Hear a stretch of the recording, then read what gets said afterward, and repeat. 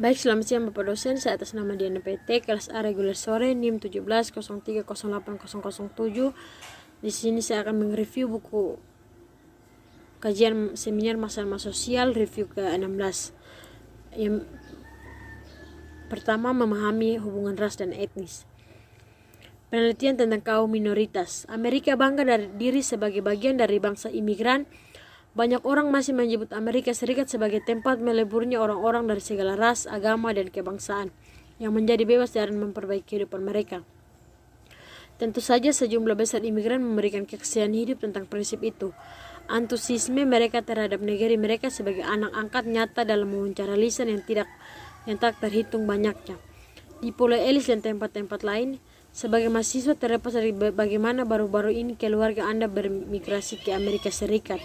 Sebagian besar dari Anda juga memberikan bukti tentang impian Amerika tentang kebebasan memilih, peluang ekonomi dan mobilitas yang meningkat.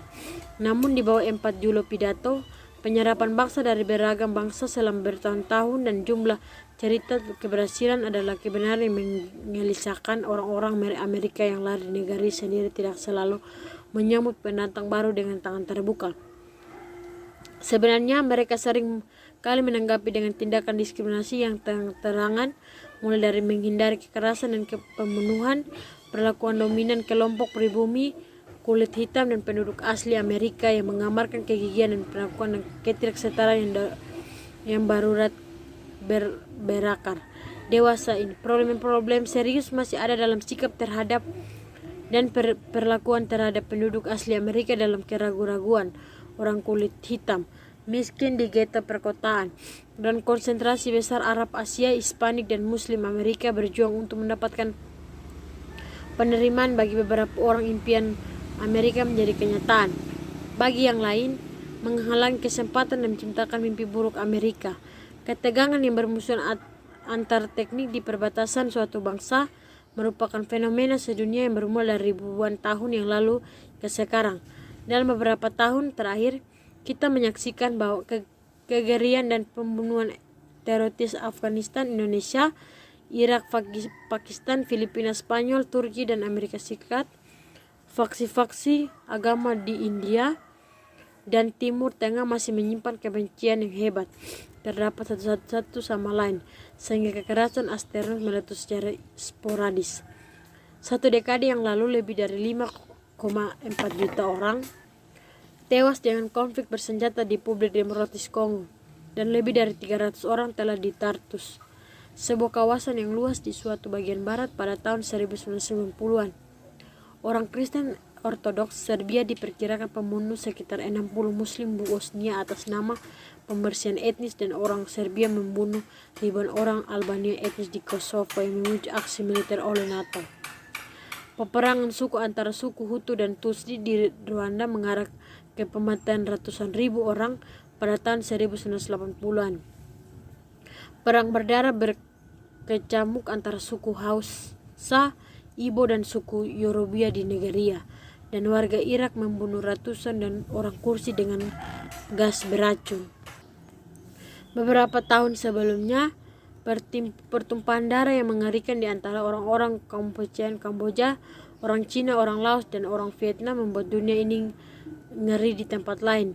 Kaum minoritas lain seperti warga India Barat di Inggris, penduduk Aljazair di Perancis, Turki, Jerman, Roma, dan warga Palestina di Israel menghadapi prasangka, diskriminasi, dan serangan fisik dalam masyarakat manapun.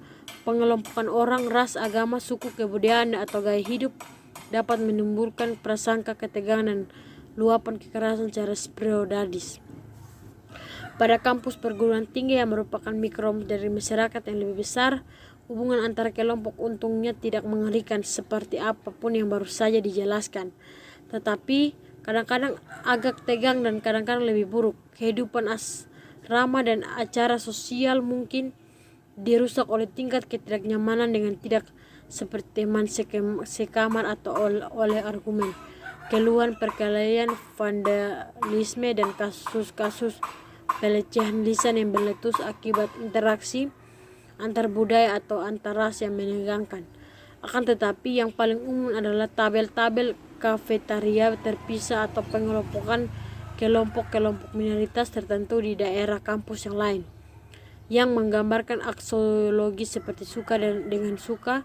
Situasi yang tampaknya tidak berbahaya ini bagaimanapun adalah indikator komunitas perguruan tinggi yang kurang kompak, di mana penghindaran dan terbatasnya interaksi sosial dapat menyebabkan isolasi sosial dan mengurangi penerimaan yang berbeda dengan yang lain secara setara. Orang-orang dari kelompok yang dominan biasanya membebaskan dari mereka dari kesalahan atas rendahnya status dan masalah kelompok minoritas. Sebaliknya menganggap hal ini sebagai kelemahan dalam kelompok itu sendiri. Misalnya lambat dan mempelajari bahasa utama atau kurangnya etos kerja. Akan tetapi para sosiolog memperhatikan bahwa pola interaktif di antara berbagai kelompok lebih tinggi daripada batas-batas nasional periode tertentu atau perilaku kelompok. Ada berbagai berpendapat tentang penyebab pola-pola perilaku ini, tetapi ada kesepakatan tentang kehadiran mereka. Berikutnya, orang asing sebagai fenomena sosial. Untuk memahami hubungan antar kelompok, kita harus sadar bahwa perbedaan di antara berbagai bangsa menyebabkan setiap kelompok memandang kelompok lain sebagai orang asing.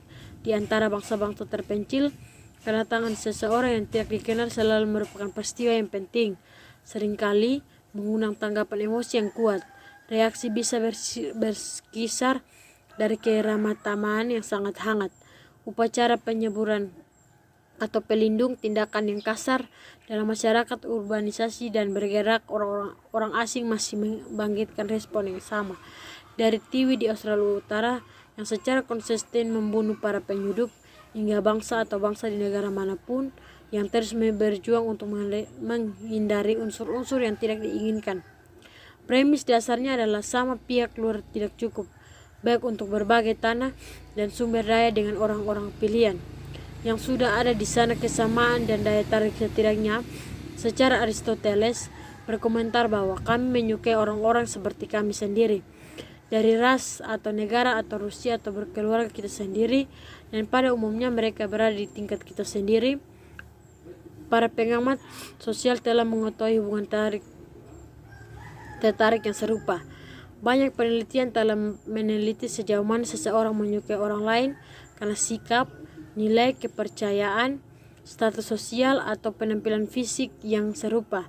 Sejumlah penelitian yang menyelidiki pengembangan ketertarikan di antara orang-orang yang pada mulanya tidak saling kenal telah menemukan hubungan yang positif antara kesamaan antara dua orang dan kesukaan mereka terhadap satu sama lain. Yang paling signifikan, temuan menunjukkan bahwa persepsi orang tentang kesamaan antara mereka adalah penentu yang lebih kuat daripada kesamaan yang sebenarnya.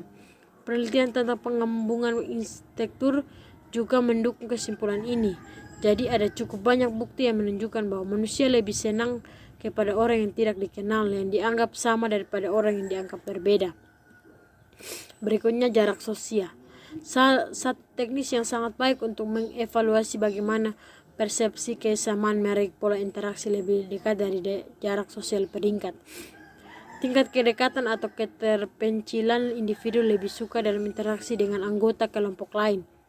Pada tahun 1926, Emory Bogardus membuat alat ukuran yang telah digunakan berulang kali sejak saat itu.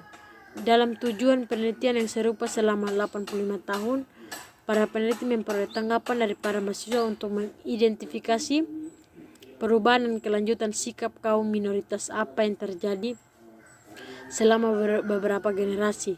Untuk mengukur tingkat penerimaan sosial, studi jarak sosial menawarkan responden tujuan pilihan untuk setiap kelompok. Yang pertama akan menerima untuk menikahi keluarga, akan menerima sebagai teman pribadi. Sektor atas di tahun 2001 dan berada di atas kelompok etnis kulit putih pada tahun 2012. Perubahan signifikan lainnya adalah kebangkitan orang Italia ke posisi kedua, mendahului orang Inggris, Kanada, dan Prancis yang sebelumnya dominan. Namun pada umumnya distribusi itu memperlihatkan orang Amerika kulit putih, non-etnis, orang Kanada, dan orang Eropa Utara dan Barat pada urutan ketiga dengan orang Eropa Selatan, Tengah dan Timur pada orang ketiga dan minoritas rasial. Tetapi para peneliti memperingat bahwa penempatan tepat dari suatu kelompok dalam kaitan dengan orang-orang dekatnya yang hendaknya tidak perlu penting karena sektor yang terdekat. Baik, mungkin hanya sedikit review ke-16. Sekian dan terima kasih.